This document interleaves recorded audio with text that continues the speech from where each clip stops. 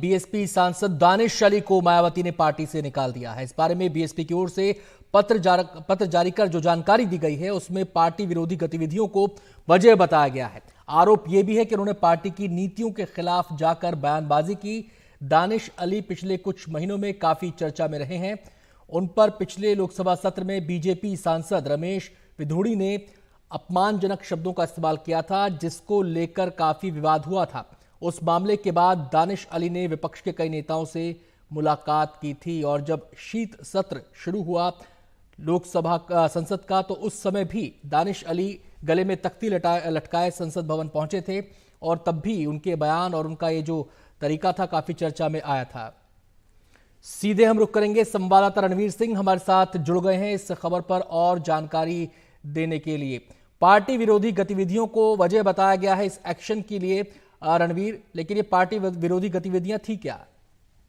देखिए, दानिश अली जब से चर्चा में आए थे रमेश बिधूड़ी के बयान के बाद से, वो लगातार विपक्ष के कई बड़े नेताओं से मिले, जिसमें राहुल गांधी और नीतीश कुमार प्रमुख नाम है। राहुल गांधी से वो दिल्ली में मिले और जब मिलके निकले तो उन्होंने कहा कि राहुल जी उस वक्त सदन में नहीं थे, इसलिए मैं उनसे मिलने गया। फिर वो पटना गए, नीतीश कुमार के साथ मिले, उनके साथ फोटो खिंचवाई और लगातार दानिश अली बयानबाजी भी कर रहे थे। और बीएसपी की एक परंपरा रही है कि पार्टी की लाइन से अलग हट करके कोई काम नहीं किया जा सकता।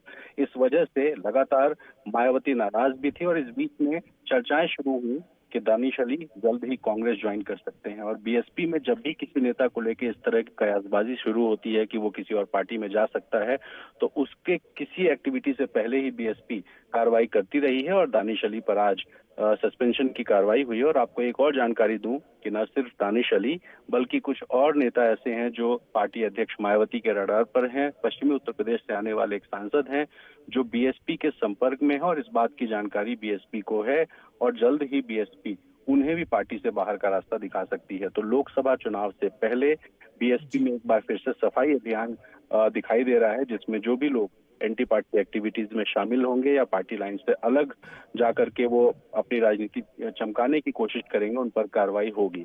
तो पश्चिमी उत्तर प्रदेश जहां पर बीएसपी ने अच्छा प्रदर्शन किया था 2019 के चुनाव में, सपा के साथ मिलकर के सीटें जीती थी, अब वहां पर मायावती ने कार्रवाई शुरू की है। जी, बहुत बहुत शुक्रिया रणवीर आपका इस पूरी जानकारी के लिए।